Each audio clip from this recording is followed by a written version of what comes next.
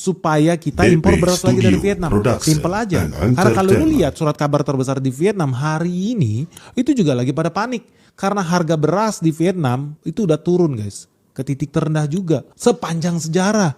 Gara-gara Indonesia stop impor beras Vietnam. Jadi banyak tuh beras-beras petani-petani di sana terjejer aja di pinggir jalan, gak ada yang beli.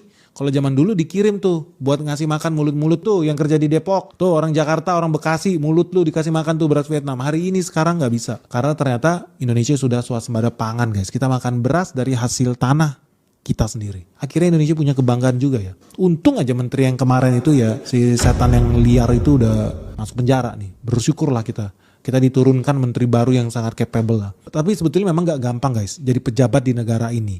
Karena siapapun pejabatnya pasti harus berurusan dengan birokrasi yang ada. Pejabat-pejabat yang ada, PNS-PNS yang ada di kementerian itu banyak rampok semua guys. Dan mereka banyak juga yang gak takut sama menterinya. Karena dia juga punya pikir.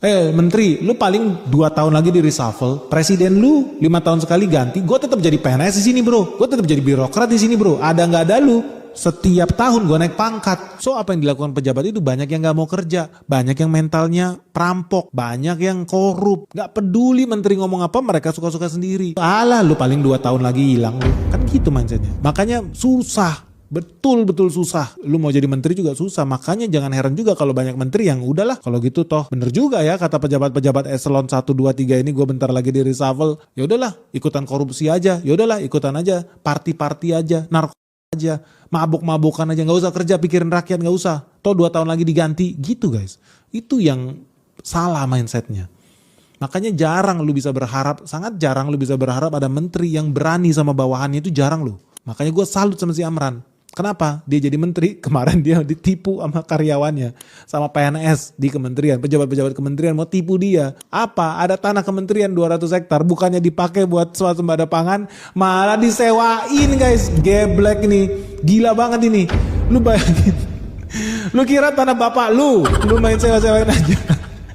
Ini memang banyak yang kayak gini harus dibersihin guys. Dan gue salut karena akhirnya ada menteri kita yang berani loh. Jarang ada menteri yang berani sama bawahannya. Jarang. Banyak birokrat itu ngepung menterinya sendiri. Menterinya tersandera, gak bisa gerak. Ya banyak juga. Jadi menteri yang pinter aja gak cukup. Jujur aja gak cukup. Berani aja gak cukup. Lu harus semuanya bisa. Dan lu harus cerdik gimana caranya navigasi sama PNS-PNS ini. Yang udah bertahun-tahun mendarah daging. Bapaknya di situ, anaknya di situ, ponakannya di situ. Sudah bikin dinasti bahkan di situ. Lu udah tau lah ya. Di daerah juga begitu kok. Lu PNS di daerah semua bikin dinasti semua. Jadi siapapun yang jadi pejabat, mau wali kota, mau jadi bupati, mau jadi gubernur, udah nggak ada fungsi. Birokrat